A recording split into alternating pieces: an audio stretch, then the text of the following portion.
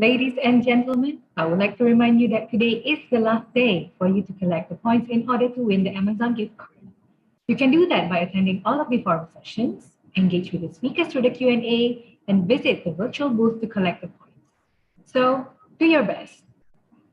This session will be presented by Dr. Fadlullah Suhaimi Abdul Malik. He is the chairman of Malaysian Communications and Multimedia Commission, MCMC. Dr. Fadlullah has more than 22 years of industry experience, holding several senior positions both in public and private sector. Ladies and gentlemen, this session is entitled How 5G Will Penetrate the Industry and Accelerate the Evolution of DNS. This session will talk about the pervasive connectivity of 5G will increase reliance on edge computing. Operators need to rethink a new DNS network architecture and technology to support their network services. 5G implementation will require greater use of small cell stations at the very edge of the network, so that all data don't have to travel long distances to a cloud or data center. DNS evolution is expected to boost demand on the network architectures and technologies to connect to the network safely and reliably. To address this evolution, organizations need to take advantage of distributed DNS technology to enable seamless access for the consumers in the growing digital economy.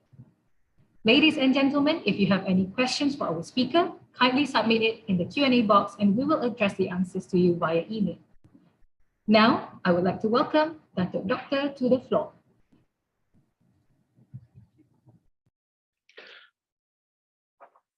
Thank you, Noizan, Shakira. First and foremost, I'd like to say hello to Yang Bahagia Datuk Technologies Hasnul Fadli Hassan, CEO of MyNIC, Mr. Jia Ronglao, Vice President, Stakeholder Engagement and Managing Director, ICANN, Asia Pacific, honorable guests.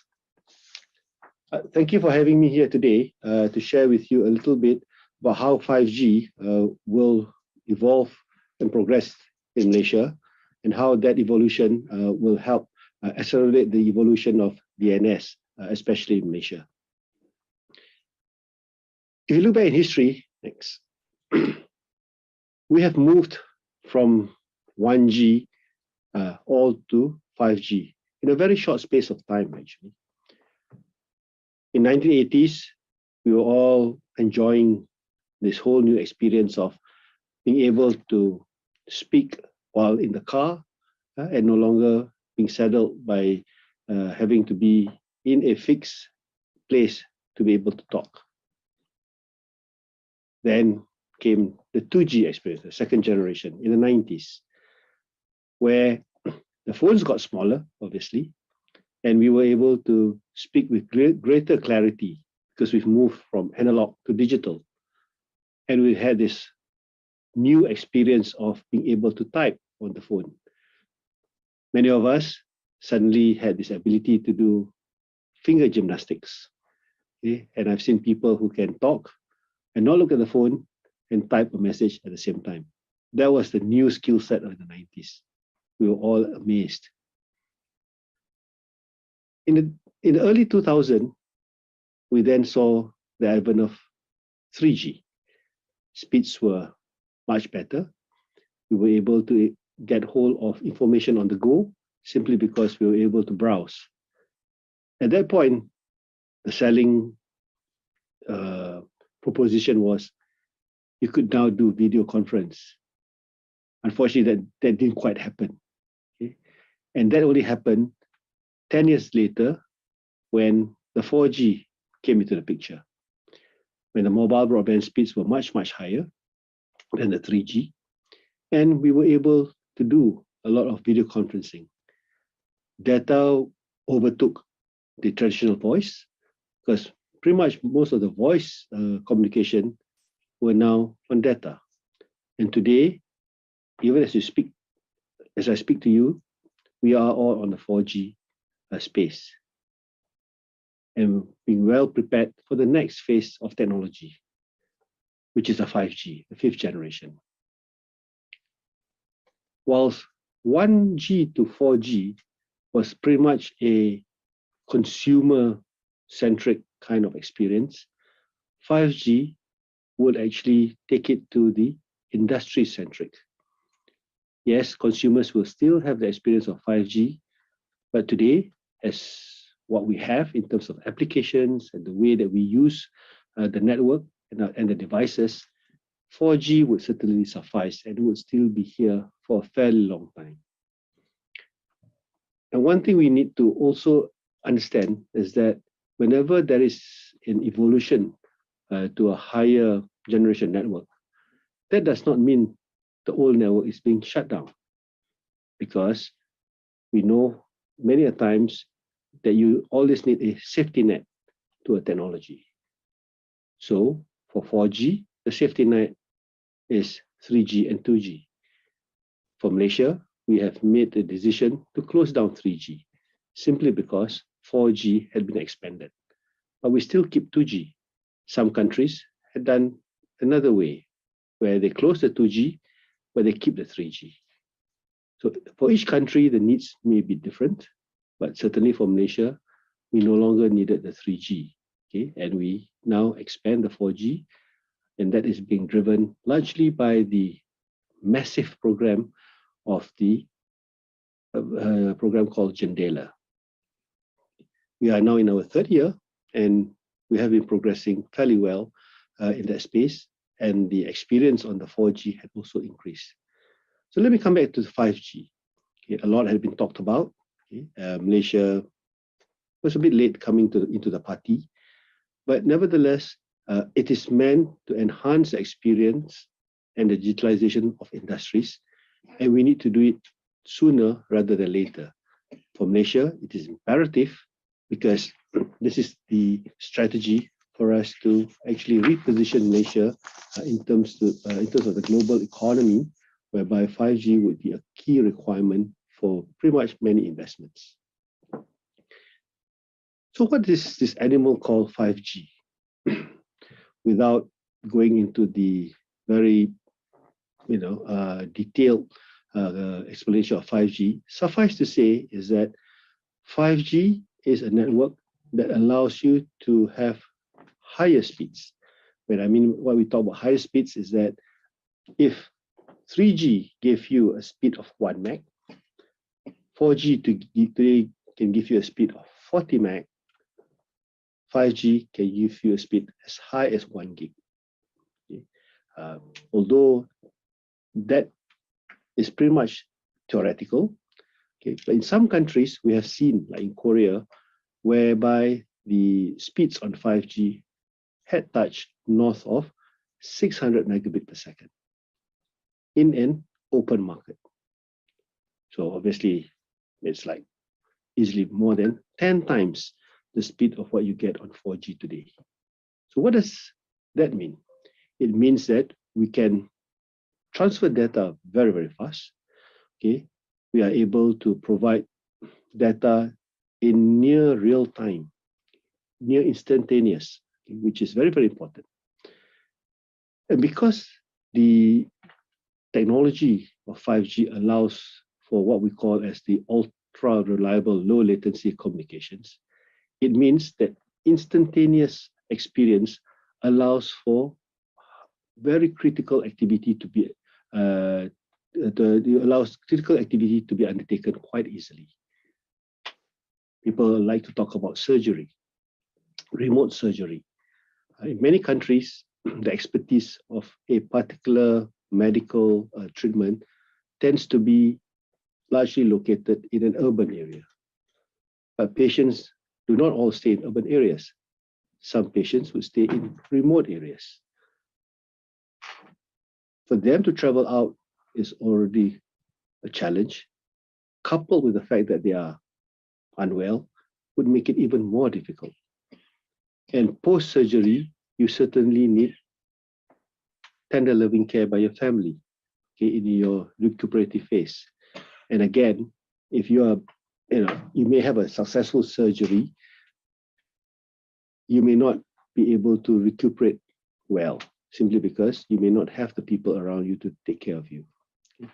So many surgeons will say, the surgery was a success, but the patient still died. Okay, so you don't want that to happen. Okay? And by having this sort of technology, it allows for such activities to be undertaken away from the center, but the operator of that activity is just like he or she is there undertaking it. Autonomous vehicles were things that we saw in movies. Today, it can actually be a reality. And again, if you have an autonomous vehicle, you certainly want that vehicle to brake as you cross the road. Okay, there's enough jaywalkers around, right? So all these are things that you can undertake with 5G. And in industry, where you will have a lot of activities that can be automated, you may have robots, robotic technology being available. This massive machine type of communications that is available in this new network would actually allow for all that to be realized. I've seen some technologies in an industry where it is totally reliant on that kind of massive machine type of communications.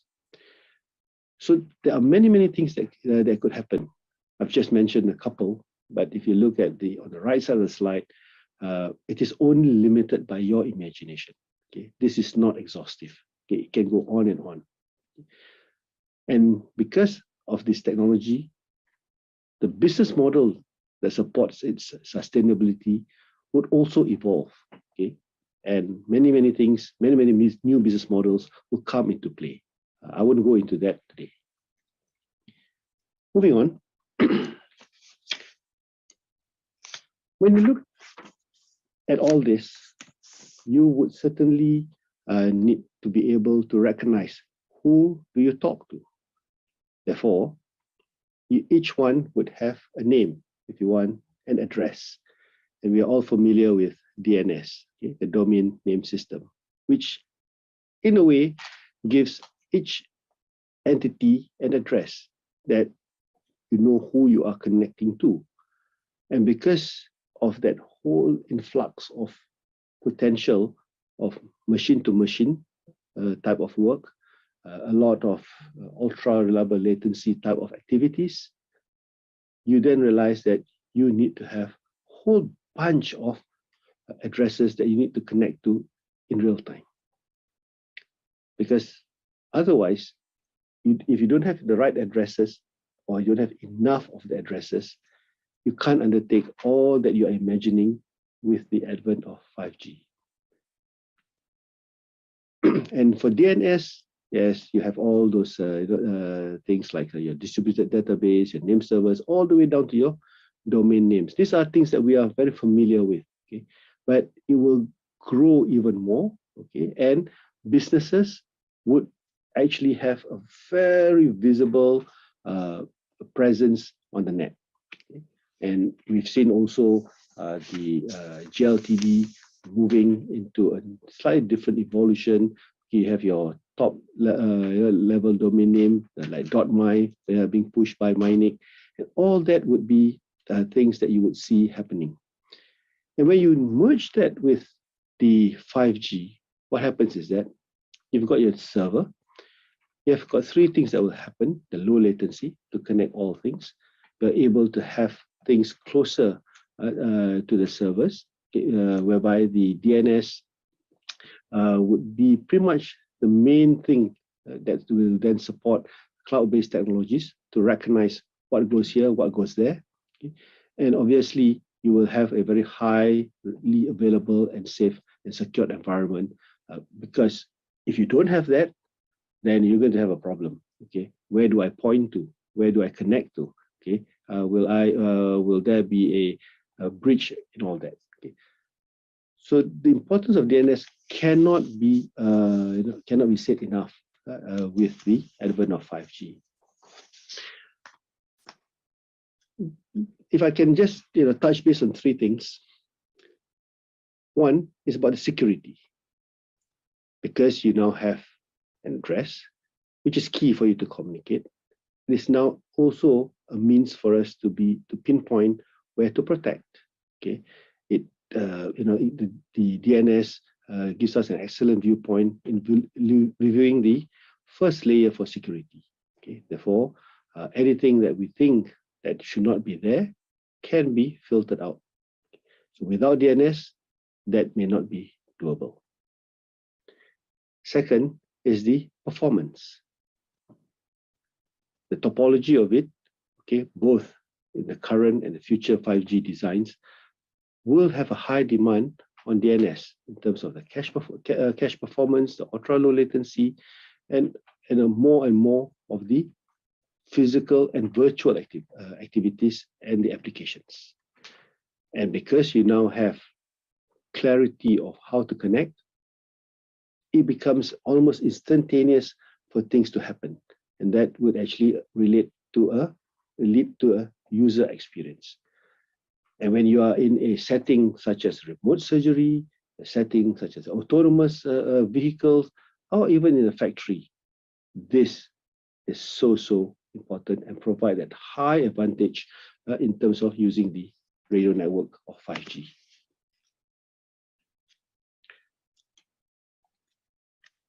People tend to talk about 5G in terms of benefits. I've touched base in terms of the speed, I've touched base in terms of latency, and it also provides an enhanced capacity for more things to communicate. If you think 4G is pervasive, man, 5G is more than just being pervasive. Okay? In terms of bandwidth, well, I've shared with you the numbers earlier. You can really see, the available bandwidth that you have, where in the advent of sudden surge in demand, okay, that causes spikes in the traffic, you actually have a lot of headroom to happen, to allow for that, okay, when that happens. So this is why people talk about bandwidth, people talk about low latency, and all that comes together with a 5G. But 5G on its own is not adequate. Why? If you have a highway, in the sky, you certainly want to have a highway on the ground. These two are interconnected, and therefore, a lot of the structures of 5G need to be connected with fiber. Because if you don't have fiber, you get to have a high speed. Imagine yourself on a highway. The moment you get out from the toll, you hit the normal roads. Guess what? You get into a jam. Okay. For those of us who are in Kuala Lumpur, you travel on NPE. The moment you come out from the toll, as you turn towards RTM, bang, you get early morning traffic all the way down to Jalan Bangsa. Why? Because the lanes are smaller. Okay, the number of lanes are also lesser. So you can imagine the bandwidth being the width and the number of lanes that you have inside there. And each lane, you can talk about the spectrum that you have inside there. So by amalgamating the spectrum, you allow for a larger amount of traffic to pass through that highway. So 5G is highway in the air, fiber will be the highway on the ground. You combine both, you have highway from end to end. And once you have that network mature, for Malaysia, it would actually be a very key catalyst to improve productivity and economic growth. Why? Certainly, the cost of labor will go up. Everybody talks about high-income nation, but a high-income nation comes with a high-income earning. And with a high-income earning, you then have a higher cost of labor. And no country would be able to compete if you have others who have got a lower cost of labor. Therefore, with 5G, it allows Malaysia to reposition itself to offer services at a higher level, okay, be part of the global value chain, and actually generate a higher income, both at the ability to get new investment in the country that may be less labor dependent. And if they are to be dependent on labor, they'll be looking for higher skilled labor. Okay? And with the adoption of technologies, it is estimated that it could increase the nation's GDP by a good 5%, okay, or valued at 122 billion in 2030. But that is not a small amount of money we're talking about. Okay. Therefore, for any country, we need to be in that space of 5G. Malaysia, as I said earlier, we're a bit late to the party, but sometimes you do not need to be the first. If many of you who have read the book by Malcolm Gladwell, it's okay to be number 3. Okay. But we're not number 3 in ASEAN in terms of getting into the space of 5G. But we may be late, but we may be able to offer a greater value to the investment world globally. So we bring it down to the social impact. Mentioned about the higher value jobs.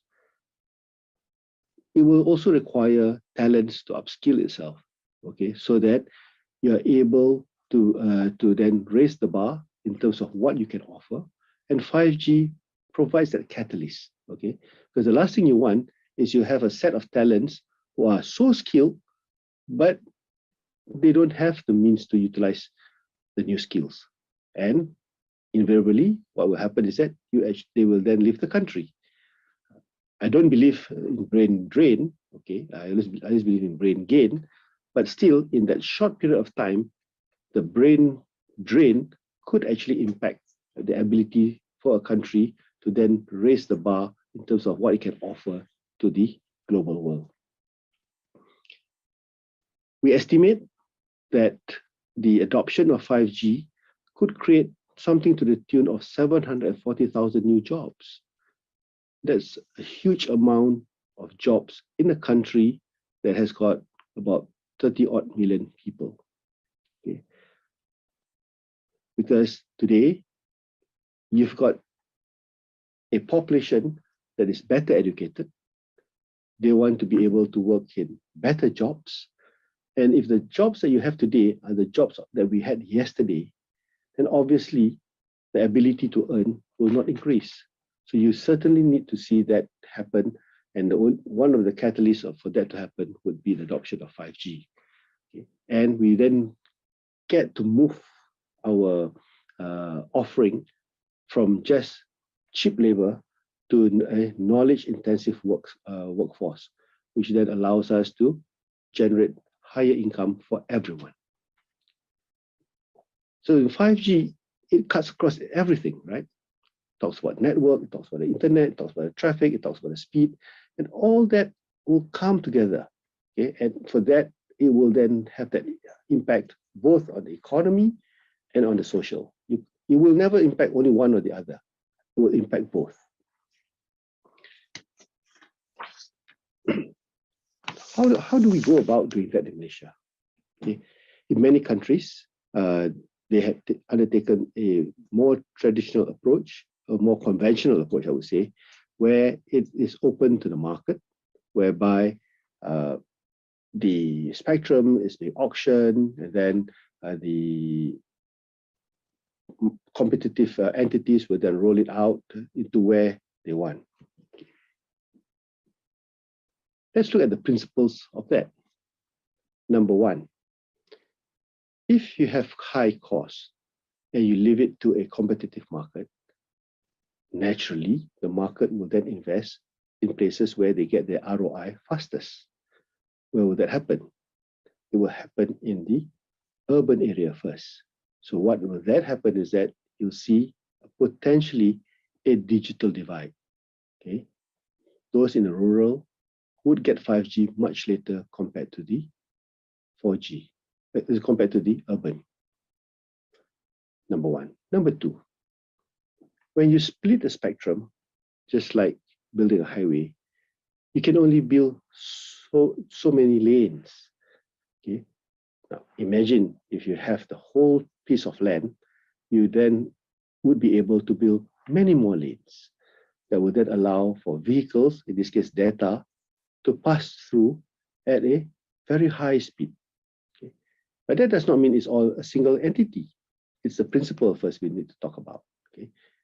Third, you talk about access to service.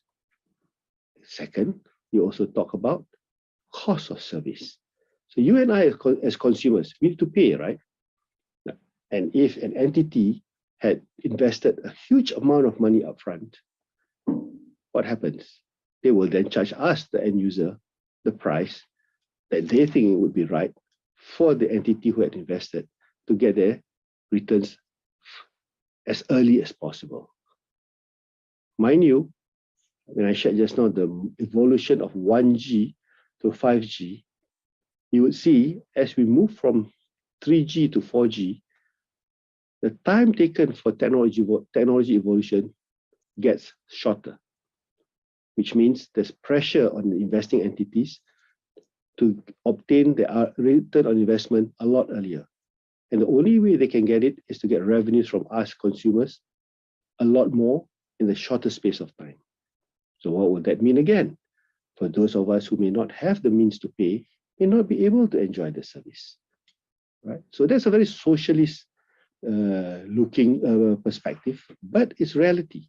We've seen that happen. And for Malaysia, when we were hit by COVID-19, as many others around the world, we then realized that, hey, if everybody's working from home, is the quality of experience from home okay? Obviously, it was not. We had loads of complaints. Okay, network traffic became slow, and network speed became slower because network traffic went up. Okay, two, children had to do online learning. Okay, and when they did that, they too were challenged because when the network became congested, they were not able to then appreciate content created by the excellent teachers on videos because they didn't have a network to run that video. What they got was a lot of donuts. Unfortunately, this one they couldn't eat. It was a white donut they keep getting on the screens. And as you move into a more rural area, it became a lot more apparent because they didn't even have the 4G at that point in time. Okay, they only had 3G. And as I said, for 3G, you can't do video conferencing. So the poor guys had to get out from the space, go to a place where you have 4G, and hope that the network that supported 4G there was good enough to have the quality of experience that they needed to have for all the activities that went online during COVID-19. So hence, Malaysia took a very aggressive approach and brought the industry together, worked through a whole month in a lab, and as a result, Jendela was born. Okay, it was an accelerated plan. Targets were audacious, but we had clarity. It also required the industry, which was already in a very open, competitive mode, to then invest all in a very short space of time. We've seen Jendela reports coming out every quarter. We've made it a discipline to share that. And as of 31st December, the 5th quarterly report was issued. And thanks to the industry, thanks to everyone involved, we were able either to hit the targets or to do better than the targets that we set. Remember, when we started the journey in September 2020, those targets were seen to be audacious. Today, when you achieve those targets, the public says, we want more. Okay, so it's no longer audacious anymore. Okay, hopefully it's not atrocious, because you set yourself up for more things. But as they say, when something is good, people will ask for more. We must be doing it right. So given the amount of financial pressure, okay, on the industry, given the technical points that I just raised just now in terms of not wanting to see digital divide, okay, and wanting to have a very high level of quality or experience on the new network, and the fact that Malaysia came late into the picture and we needed to leapfrog. And as Einstein will always tell you, I said before, if you do the same things, hoping for a new result, you're just insane. And I don't believe that we are insane. Okay, we are very sane people, and hence we needed to do things differently. Yes, people will then challenge, the decision made by Malaysia. But many a times, if you deliver what you set out to deliver, and when people enjoy the fruits of that delivery, suddenly people will say, that wasn't a bad decision after all. So Malaysia went down the path of a single wholesale network. With a single wholesale network, we are able to make sure that we've got an expeditious rollout, and we can do 80% of the populated coverage in the populated areas, mind you, in 4 years. Okay, for 3G and 4G, we took more than 4 years. 2, we would also reduce the need for duplication on infrastructure investment. The vendors will love it, obviously, but for the country, it's also a means of making sure that funds are not outflowing from the country. And because it is a common network, we are now moving from infrastructure-based competition to service-based competition. So what does this mean? Service-based competition means you need to offer services beyond plain vanilla broadband services. And this is where the demand for DNS would increase. If you're just offering plain broadband, you don't need DNS. Whatever that you have today is more than enough. Okay? And the spectrum being amalgamated can be better optimized and better utilized. And the entity that was given the task to undertake that is an entity wholly owned by the government via the Ministry of Finance, called Digital National Berhad, or DNB for short. And recently, the government had made a decision to maintain this after a lot of debates whether should Malaysia stay with a single wholesale network strategy or move to a dual wholesale network strategy. With the decision today, single wholesale network will still remain, although the structure of DNB may be tweaked a little, whereby as high as 70% of the equity would be open to the telcos. Okay, and the government will retain a 30% share with a golden share together, as had been announced by the Minister of Finance together with the Minister of Communications and Multimedia recently. So let's not have that debate anymore. It's about moving forward. If you talk about the issue of innovation, innovation happens in the core part of the network. Again, the way the single wholesale network is done, which is only wholesale, mind you, it allows for the mobile network operators to have their own core network, which allows them to have a safety net on 4G that they are running today in the event that 5G fails. So all technical concerns that have been raised by many parties had been addressed, okay? And today, we've seen the DNB rolling it out, covering 500 sites in just slightly more than 3 months. Talk to the network engineers and they will tell you that is something, that's a big deal, okay? 500 sites in 3 months. They're supposed to complete it by 31st of December. From the get-go in September, they missed it a little bit, okay, because of the floods, but they completed all that on 9th of January 2022. Not too shabby when you think about it, right? And the retail players have actually taken on the capacity. You've read in the media, TM and YTL had undertaken that. YTL has already started to offer services to consumers. And I believe TM may be doing that probably in April, in the month of April or slightly thereafter. And that's for TM to make the announcement as and when they are to offer that to their clients. So moving forward, so 500 sites, okay, that I mentioned to you just now, they happen in Putrajaya, Sabjaya, Kuala Lumpur. That would give us an estimated coverage in populated areas of only 5.8%.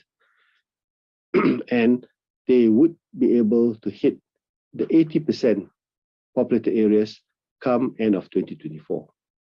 The deployment areas, these are the priority areas. That does not mean that the states that might not be there may not have it initially, but a big chunk of the effort would be focused in the cited states. And thereafter, in phase 3, it will then cover the remaining areas. Of course, one will say, hey, why does it take 4 years just to cover 10%? Well, the 10% means it's a very rural and remote areas you're talking about here. Hence, the need that is not as simple as you and I would think. Okay, for those of you who have had the opportunity to travel in the very remote places of Malaysia, you would probably understand what I mean.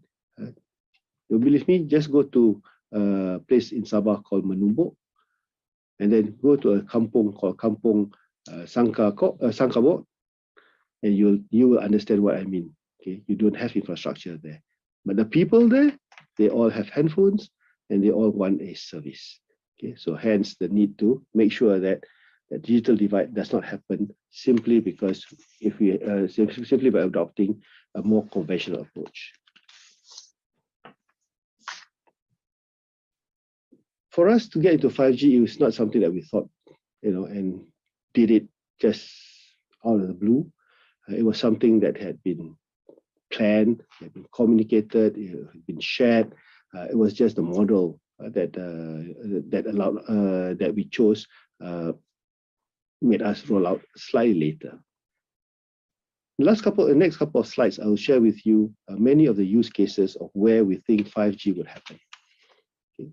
In the oil and gas sector, in this case Petronas, they were involved in the 5G use case trial. Okay.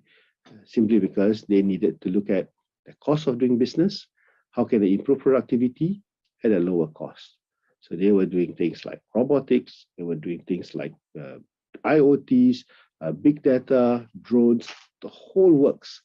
Okay. And today they have made it a business decision to undertake an effort to create a manless oil rig, okay, offshore. So let's hope that they are able to realize their dream using technology to reduce the number of people required to be flown into oil rigs. So at least all these oil and gas guys need not be away from home for 2 weeks and a stretch. We've also seen in in the part in terms of people talk about smart cities, and we've seen how this can be done, okay, using 5G. And again, you have things like artificial intelligence being embedded inside there, the IoT and the whole thing, and all this, we saw that in Langkawi. Okay, so that's smart city. Again, this is not exhaustive, mind you. Okay, it's only limited by our imagination of what we can do, and certainly a lot will be dependent on business needs. We've seen that also happen in ports, okay? We've seen that happen in agriculture just as well, okay? And these are just a few use cases that we saw. In total, there were 71 use cases, okay, that we went through with the industry, and today many of them had a little bit of learning of as to what technology can do for them. Okay, and if they then in turn adopt that technology, we make sure that the 5G rollout is as per plan, and the JENDELA rollout is being executed again as per plan. Certainly, the demand for DNS would increase. That would then allow the country to be in a better state to be able to reap the benefits of technology in getting out of the economic downturn caused by COVID-19, and maybe position Malaysia in a different level in terms of the value chain for the global economy. With that, thank you very much for your attention. Assalamualaikum.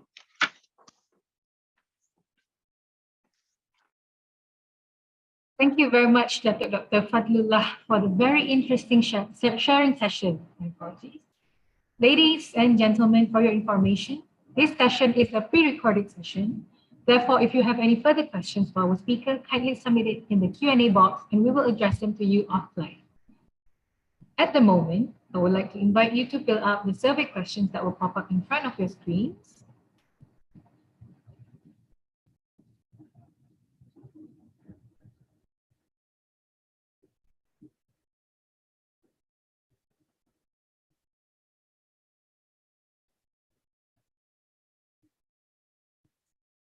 And if you feel like that wasn't enough, you may also share your thoughts in the form that has been provided in the chat box. Please don't forget about the Amazon gift card worth 50 USD each that could be yours. So for more details, you may visit apecdnsforum.my. We will now proceed for our lunch break. Coming back after our lunch break, the session is going to be on privacy trends and domain name dispute resolution, which will start at 14:30 p.m.